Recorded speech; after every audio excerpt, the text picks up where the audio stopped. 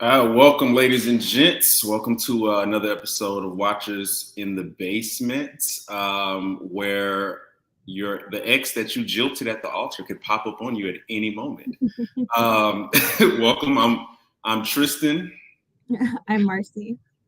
All right, we're going to talk about episode 7 of 1923, a Yellowstone original or prequel. Episode 7, The Rule of 500.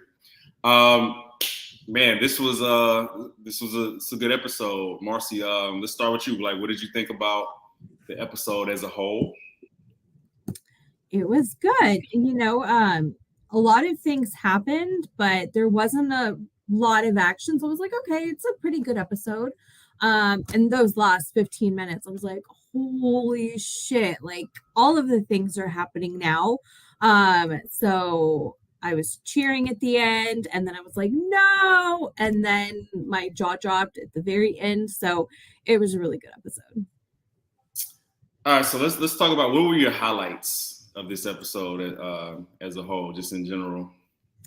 I think my highlights are definitely knowing just kind of more of what happens to Teonna, just because we know obviously what happened wasn't a highlight. More Spencer and Alex, although they weren't on camera a lot, we didn't see a lot of them. What happened at the end was a big highlight. And then just getting to see more of Jake, more of Harrison Ford, just kind of being more of a badass and just kind of kicking ass. Yeah, we could start with Jacob Dutton, actually, Harrison Ford's character. I think a lot of this episode was Jacob just kind of striking this balance between taking like this big picture view about how to protect the family, protect the ranch, while also kind of wrestling with like the very nature of like the world that they're in, the Dutton family as a whole, which is vengeance and taking care of business in a violent way. What did you think about this tug of war between Jacob, not just Jacob and himself, but Jacob and Kara, right? Who clearly has a path that she wants him to take in order to save his family.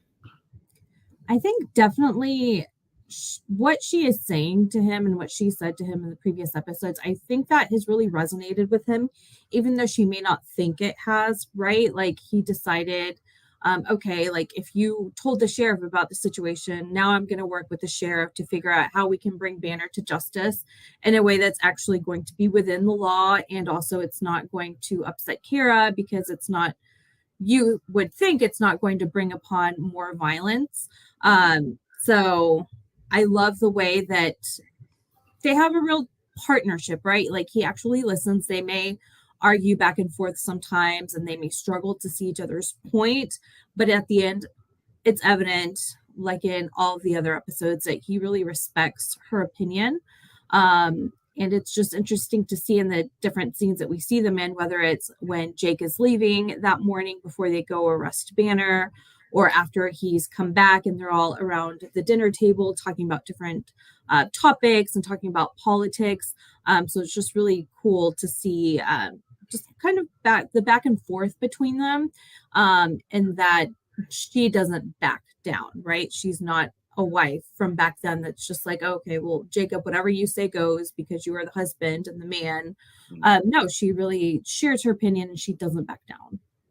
And I think Kara Dutton is starting to rub off on Elizabeth because we're starting to see like some of that kind of inner cowgirl, inner cowboy's wife. Like she's not just docile, as Jack just kind of parades about. Like she is becoming a more and more adept at like speaking her mind and just putting her foot down, especially with Jack, who clearly the show wants us to see is like immature, a little bit.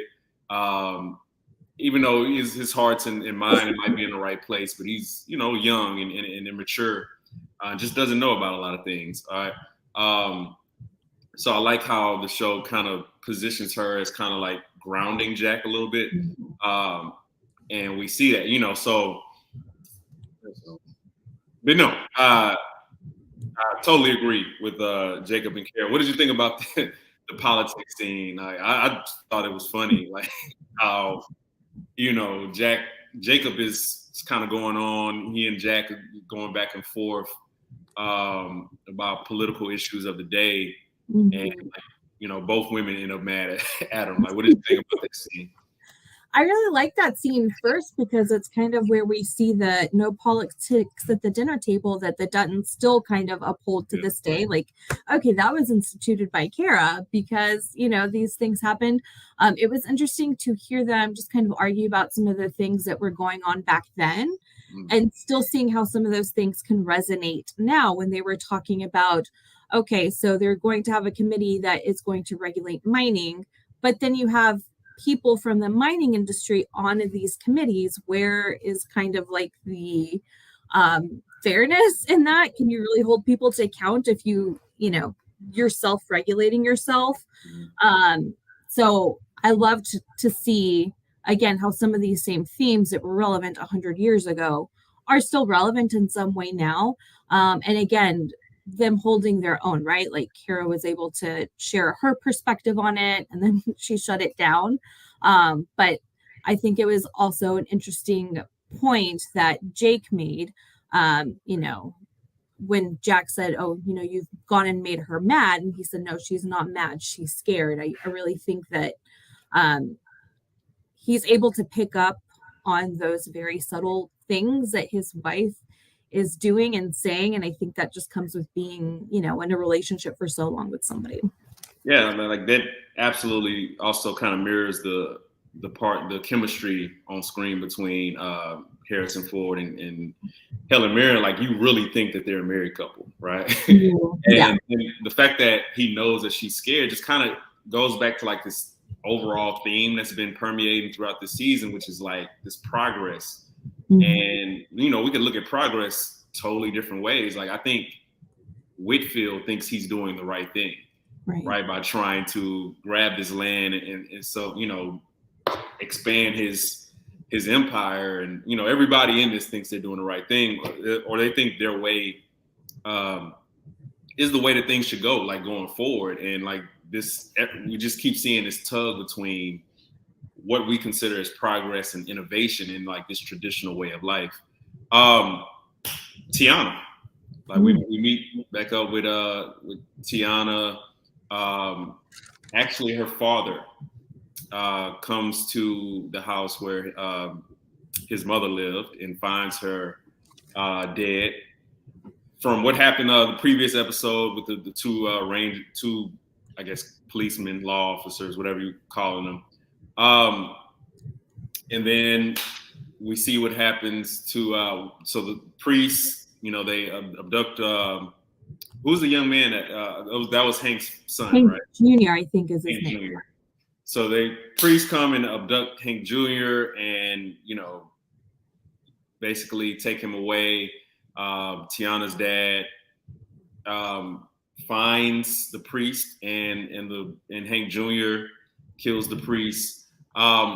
Before we get to what happens at the end of that particular section of the episode, how do you feel about where we've come so far with Tiana's character, with her arc so far? Oh, that's a great question. It's hard to say because it's been such a violent depiction that we've seen, and such a violent arc that she has had to go through. So on one side, it's been difficult to really see it, understanding that it's important to show those things that happened back then, the violence that was inflicted, seeing it, and then kind of seeing even when she's trying to escape, things aren't really going her way. We think they might go her way, but then again, still more violence, more heartache, more loss. But at least she's not at the residential school anymore. Now she's quote unquote free, but she's still having to go through all of these things. So for me, it's just kind of difficult to just watch this whole arc. And I think we know from what we know about Rainwater that it's probably not going to get any easier, right? I think we know that Rainwater wasn't even raised by his family. He was raised by another family, and he thought he was Mexican for most of his life. So I want to see what happens next. I want to see maybe like some type of happiness in her life. But I think just being realistic, probably not just going to like become all flowers and sunshine after, she reunites with her dad. I would find it very disappointing if her arc, if like all the pain we've seen in her arc was only used in service of like somebody else's storyline. Yeah. Or like some, normally we see in entertainment where we see women go through like all this, deep pain, violent, sexual, all the, the different types of abuse. Is usually in service of like some other man, like to show, hey, this person is rehabilitated or whatever. Like, and I do, I want to see Teonna win in some type of way, whatever that looks like. But I am interested in like where this goes, right? Like if it's, like you said, I don't see some happily ever after pie in the sky type arc for her outside of this season. But like, I really want to know like how they're going to tie in her significance to like the major plot line. I saw one theory online, was reading around today, that we may see the gesture that the Duttons did pay the natives by giving them the sheep. Mm-hmm. Maybe that comes back in some type of way. Hopefully. Okay. Right. So like, just kind of seeing some type of collaboration between the natives and the Duttons, maybe they end up with common enemies or some type of way. So I am interested in seeing where her art goes, but let's talk about the end of this. So Teonna, so there's two of the other two priests, they come up on where her and Hank are going. Let's rewind. I think it was last episode we talked about like the potential, danger for Hank, but and there we are. So yeah, they kill Hank. Teonna ends up, killing both priests, honestly. What did you think about that scene? And again, where does that kind of fit into where we think Teonna's going the rest of the season and beyond? Yeah. No, I think sadly, again, as part of this very violent storyline that she has, there's a lot of collateral damage too, right? Like even before Hank is killed, we see that the priests catch up with Hank Jr. and they're beating him and they try to drag him back to the reservation or to the residential school. Awesome scene where Hank Jr. is talking to that other priest where he's talking about, you are uncivilized and I've done missions in all these other third world countries and now they're thriving because we've brought them Jesus and that's why they're thriving. So there's that whole back and forth. And then Tiana's dad shows up and is like, you are not about to kill Hank Jr. and comes up from behind and scalps him and cuts his throat. I'm not like a person that loves watching violent things, but I was in bed, like cheering. I was watching this at probably like 9:00 in the morning. I was like, yes, I was cheering because just hearing that priest like say all these terrible things made me so angry to where like when he finally met like his demise in a very violent way, I wasn't upset about it. I was like, well, that's what you get. You're about to kill this kid just because he doesn't agree with you and he, is not saved by your standards. So I thought that was an awesome scene. And then, we see Teonna who gouges one of the priest's eyes. That was incredibly difficult to watch. But again, I was like, okay, like not feeling too sorry for you, priest. But unfortunately, that priest was not dead after Hank killed him, and then he shoots Hank. Right. So again, like, he's just some collateral damage as part of her story. How is that going to propel her and move her forward, knowing that Hank dies because of her, essentially, and then finding out that her grandmother died because of her, essentially? I don't know, like, how she can move on with that baggage. It'd be interesting. Like, I would love for her to get to a point in her character arc to where the majority of her dialogue is not rooted in like pain, right? So like some actual exposition. Where does she come from? What was her childhood like? Right. You know, what is she like? What interests does she have? You know, like, I want to get to know the character outside of the pain and trauma that she's experiencing. And I understand, I get that that's a central part of telling this story. But it's been complete pain. It's been either abuse,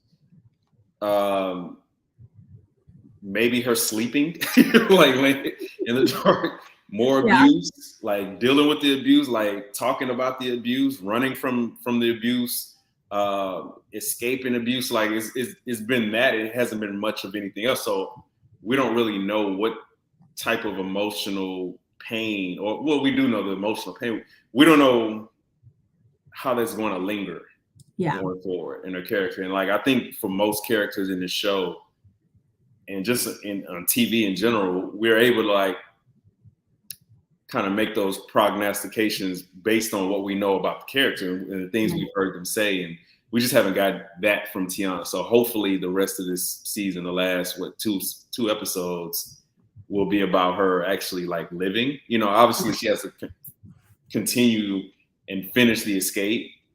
Yeah. But hopefully it can get to a point where we see some type of connection between her and another character. Like I said, outside of this pain. Speaking of pain, imagine you just got out the shower in your nice robe.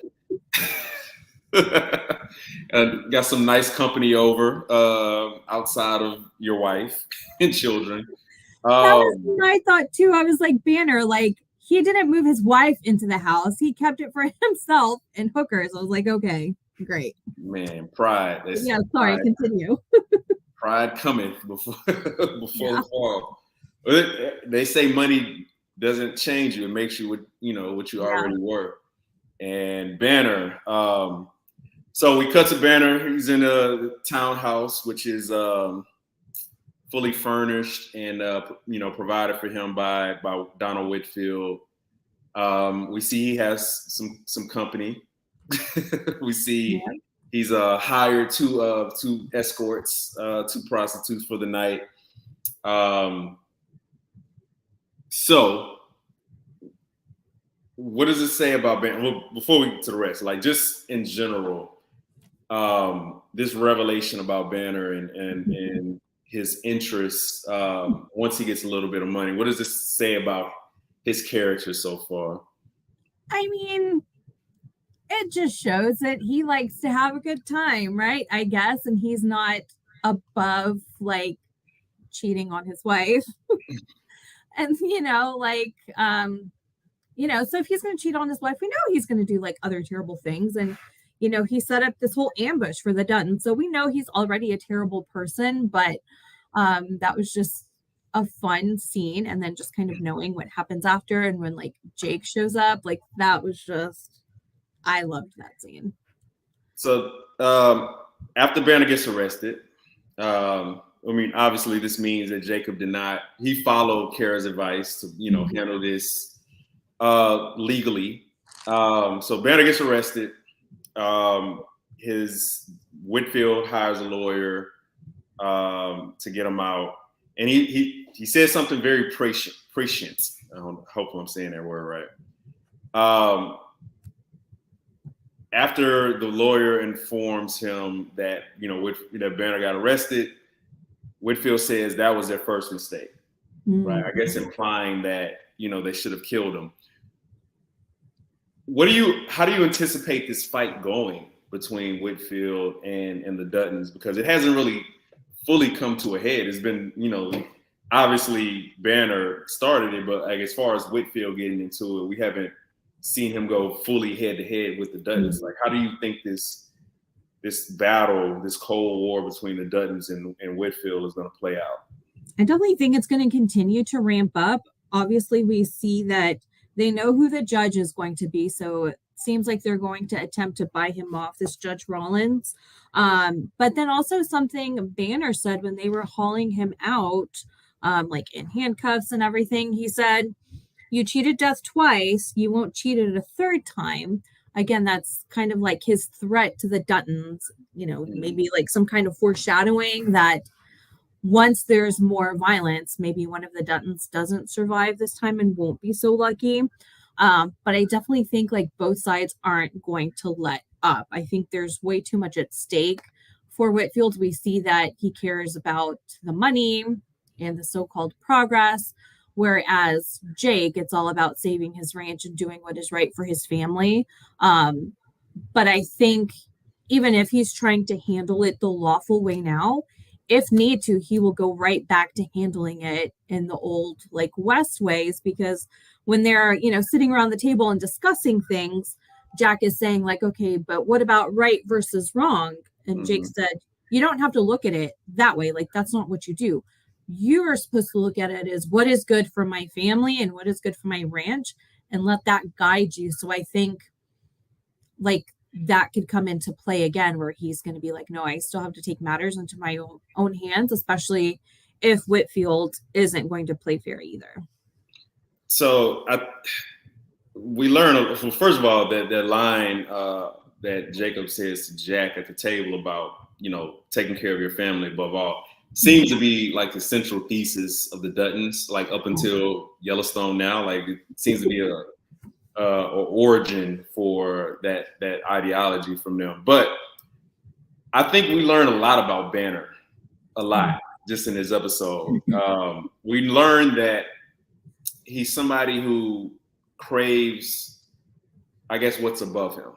Yeah. Right. I think part of his central beef with the Duttons, and we know this from episode 1, a lot of the animosity that he spews towards them is that he feels like he's below them and that they put their foot on his neck, right? Or people like him. So it's not like he's some populist. It's like, hey, down with the, aristocracy. He wants to be a part of the aristocracy because, I mean, it's been a few weeks or so. Like he's gotten just a little bit of taste of that from Whitfield, and he's overindulgent. Right? Not one prostitute. A blonde one, a brunette. Like, the man indulges. Like, I'll give him that. But it's contrasted like immediately once he's in jail. Because Whitfield's lawyer is like, hey, don't talk to anybody, basically we'll get you out of here in a day or so, 48 hours, whatever. And Banner is in shock. He's in disbelief because that's a level of privilege that he has never been able to enjoy. Right. He doesn't even understand it as a general concept. So in one moment, he's on top of the world. He threatens Jack directly by saying, hey, you cheated Jeff twice. Yeah. Like, there won't be a third time. Which, like you said, could be foreshadowing for Jack and his fate. But Banner is not, he's a man with no country. He doesn't really know what he is. What he is a, poor shepherd, sheep herder, and he doesn't know much beyond that. And like, all it took was a little bit of taste. Yeah. Right? And, overindulged and got those poor women beat upon, for no reason. That was insane too. And I wanted to get your opinion on that scene too, because I don't know if it's just me. I felt it was gratuitous. I think maybe the point of it was for us to see that Whitfield is ruthless and, he will just, he'll beat women. So obviously he's got to be ruthless. I think we already know that about Whitfield. I don't think we have to be told anymore. And we definitely maybe didn't have to be shown the scene. Again, it's that, female pain. Yes. In service of yeah, what you were saying earlier. So I didn't know if maybe what your take on, is it gratuitous? And then second part of my question was, is it like, does he seem more ruthless if he had been doing the beating himself, or if he, because he made the one prostitute do it to the other, does that make him more ruthless because he just wants to sit back and not inflict the pain, but just kind of watch it happen? I don't know. I think that makes him more sadistic. And it's kind of like what he's doing with Banner. Banner's the one that's going to inflict all the pain on the Duttons, while Whitfield just sits back and watches. So what are your thoughts on that scene? I mean, you could say impotent as well. Yeah. Yeah. Sadistic or impotent. Like that level of sedition, I don't know. Sadism is usually, propagated by impotent men. Like, so yeah, it could be trying to show us that, like you said, he's ruthless and he is not the person to mess with. It could also say that when it comes time to like actually pull a trigger, he wouldn't be the one to do it, which is why he's kind of subcontracting Banner to basically be his dog and to kind of take at least the physical bullets for this Cold War that he is found himself in. But yeah, like we didn't need that. Like it wasn't necessary, right? Like we basically meet these women to show that Banner overindulges when he gets a little bit of taste of anything, and that Whitfield is sadistic. Like, okay, got it. I had a quick question. Okay. Did you notice the guy that went and told Whitfield that Jake was coming into town and Banner had got arrested? Is that the same guy that they had hired on for the livestock commission, or is it just somebody that looks like that redheaded, like Scottish guy that they hired? I think they look similar. Okay, I was like, wait, is he betraying them? Yeah, that guy was the one who showed up at the door. Yeah, the one they hired. Yeah. Ooh, that would be a wrinkle. Yeah, a little bit. Definitely. So let's talk about the scene with Kara and Elizabeth, who are waiting for Jacob and Jack to come back from arresting Banner. Kara talks. I thought it was so interesting and really moving. It really says a lot about Kara, where she frames her letters to Spencer as kind of like journaling, right? Like she's kind of talking to herself. And from there, like they start baking and such. But what did you think about that scene overall? Like, and how do you see like this bond kind of forming between Kara and Elizabeth? I thought that was a sweet scene too. I like the scenes with them. I think there's just something nice about Kara being kind and gracious enough to really share her wisdom with Elizabeth. She never comes off as being condescending or just kind of uncaring, whereas she could be, right? She could just see Elizabeth as, this girl who grew up kind of rich, went to school back east, doesn't really know a lot about what the hardship it takes to be a rancher's wife. But she doesn't take that route. She's really caring with her, really compassionate and understanding. And she takes the time to really explain things. So I really love just the chemistry between these two characters and the actors as well.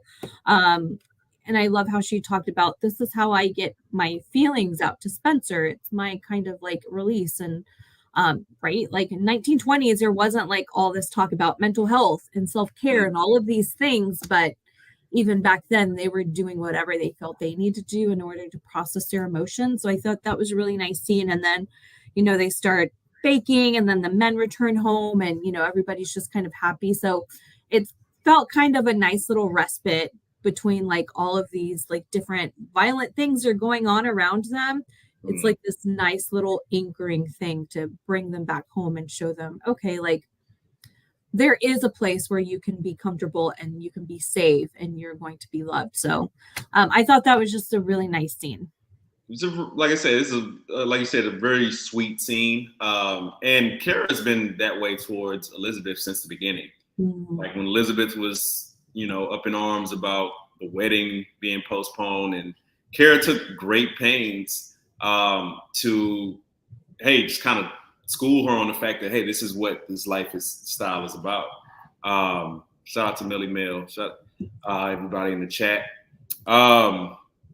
So yeah, like I like that this scene just kind of updates us on the progress of that bond that they've been showing. Like Kara, getting them a marriage license.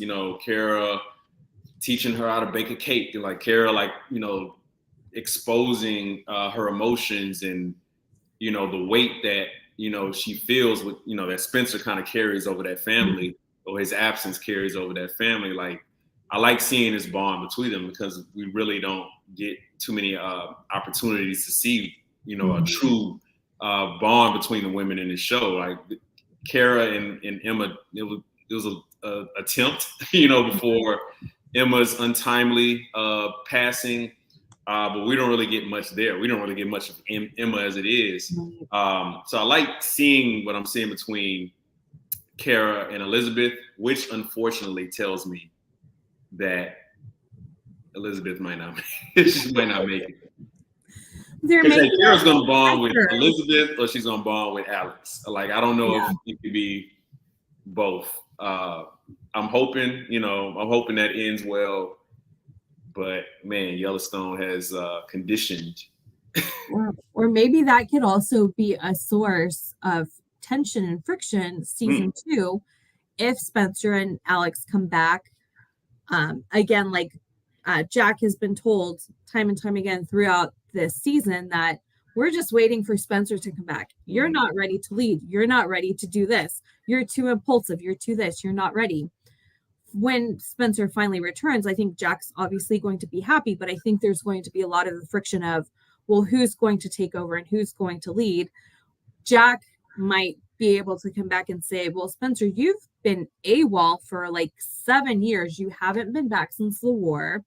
I've been here. I've lost both of my parents. I almost died myself. I almost lost my fiance. Why is there like not enough trust put in me to know that I can lead? But we know it's because he's really impulsive and he's just kind of like, he's too young. I think he's very naive. And then Spencer coming back and just feeling, I think, a guilt he's going to feel that he wasn't there, but then also like, I came back to save like Yellowstone. Like maybe we need to do this my way. So I think those could be interesting avenues to take for season 2. But I mean, I like all the characters by now, so I definitely don't want to lose any of them. But in true Yellowstone fashion, we know probably like half of them are going to need to go. Especially the prequels. The prequels will get rid of some people that you like way more than the main show. I really do wonder how old Jack is supposed to be in this show. Because you can tell through like cowboy experience, you could place him in like 22, 23, but like he also gives off 17, 18-year-old vibes. So like to be very, very young and just kind of, I think a lot of times they kind of make him be like the naive character to then have like one of the other more important characters come in and be able to like school him and like through that like school the audience as to whatever they're trying to like whatever point they're trying to get across. So maybe like hopefully Jack will grow up a little too in season 2 if he does come back, just more stepping up, especially if he's going to have a kid, right? Like you can't be so naive if now you have to be in charge of this kid and get him to survive. I hope he's ready for that.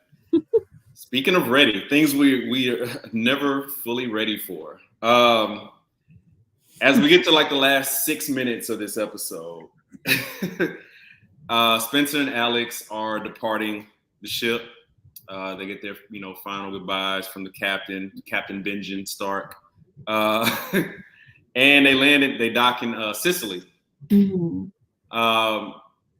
Boatman. Something else is another ominous line. The boatman warns them to watch out for the Italian mafia. Yep. As he's walking around with his gun, his Zorro gun on his back.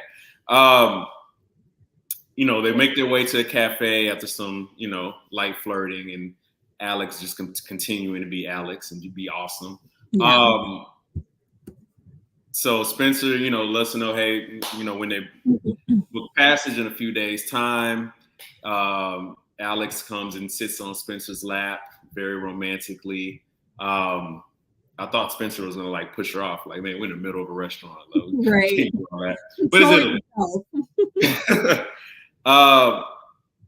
and then they, Alex's former fiance, for whom she left at this point, episode 2, 3, left for Spencer, calls out her name, finds him at the restaurant. Okay, what were you thinking when that happened? And where does this go in the finale? Was not expecting that. I thought it would just end at that nice moment. I'm like, okay, thanks for ending on a nice note after just showing us 15 minutes of insanity. Yeah. So I'm like, okay, what are the odds? But also what are the odds on anything that's happened throughout their whole journey? Yeah. I think, especially if she recounts to them the ordeal that they've gone through, I definitely think they're going to try to persuade her to stay. She's not going to want to, but I think Spencer might,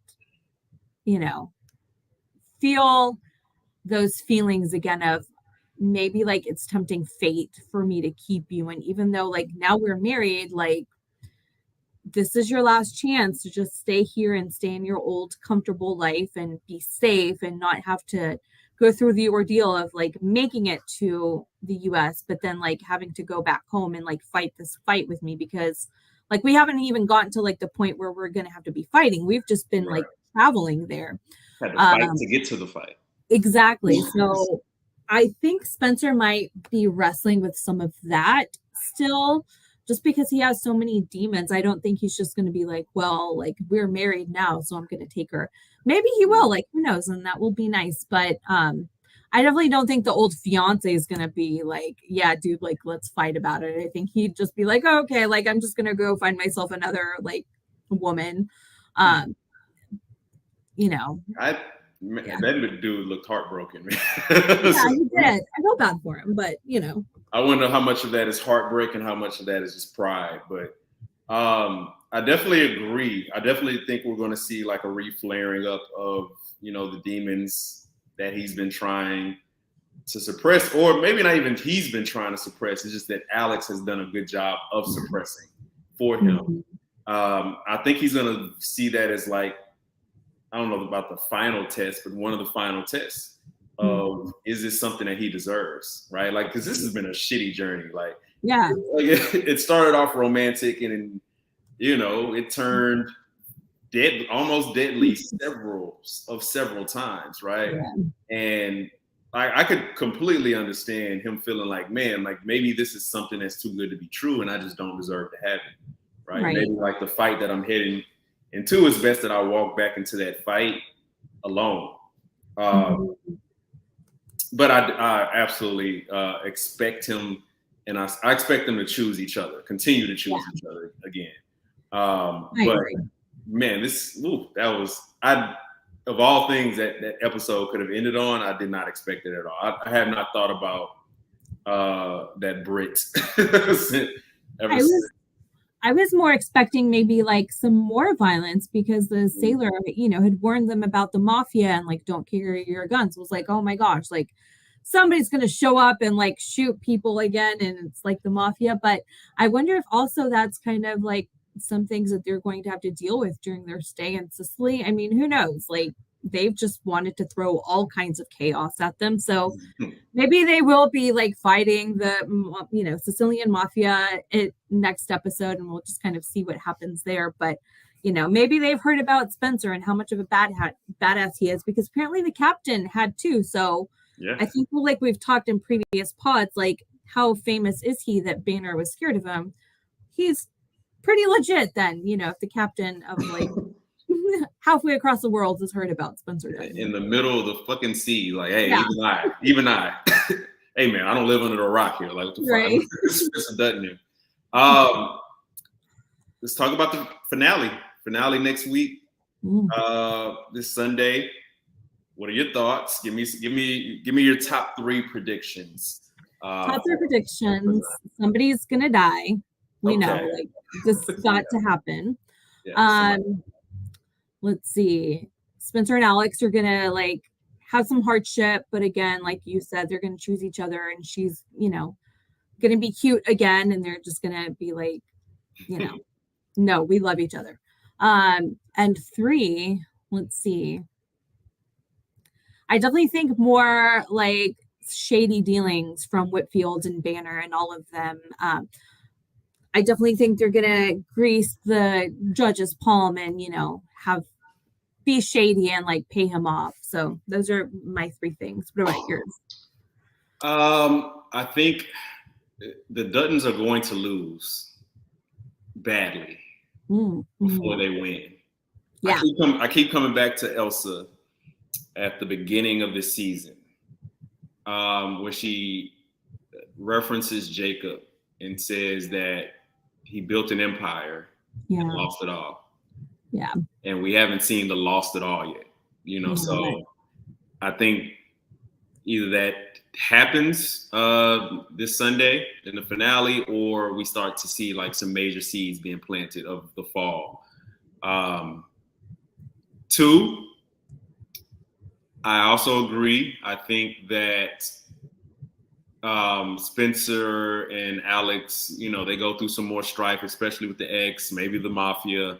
But I do think that they set foot on American soil by the end of yes, that would be great. I think so. And lastly, I think Teonna reunites with her father, and they probably have to fight it out with the sheriffs, I guess. So the lawmen who killed her grandmother. So I think those are the 3 things. I think that's what we'll see in the finale. But I think it's going to be action packed. We haven't got a lot of action outside of, you know, the rock by the rock that we saw with Teonna. Not a lot of cowboy action. No. And I think we'll see a lot of that in the finale. Any final thoughts from you about this episode, the season, the finale? No, it's like I said, this episode was pretty amazing. Lots of different emotions. But now, like, I'm fully invested in the story, fully invested in the characters. And like you, I definitely do think there's going to be like a lot more heartache, especially now because like in present day, like John Dutton is the only one left. So they couldn't have been thriving if they only have essentially one heir left. So definitely ready to see just kind of like more of the story. Yeah, same. I hopefully, not hopefully, because this would mean that somebody probably, you know, died. But hopefully we get a little bit more clarity on present day John's lineage. You know, I'm rooting for Spencer, but you know, we've seen all of the Jack rumors, but I think we'll get like I said, action-packed, a very good finale. If one thing Taylor Sheridan's going to do, he's going to end off the season, you know, on a dramatic stage. So he's going to do it big. All right, so it's another episode, Watchers in the Basement, episode 7, The Rule of 500, 1923, a Yellowstone prequel. We'll be back next week. To talk about the finale, which we all think is going to be phenomenal. In the meantime, where can you find us? You can find us on Facebook. You can find us on Twitter, Instagram, at Watchers Basement. Please follow us, like us, review us, 5 stars, please. 4 stars is for the week. All right, we don't do that week shit over here. Please, you can give us a 5-star rating. Like I said, you can find us on Stitcher. You can find us on anywhere that you get your podcasts. All right. For Marcy, I'm Tristan signing off. We'll see you next week. Look around, look over your shoulder. Your ex might be there. We'll see you next week.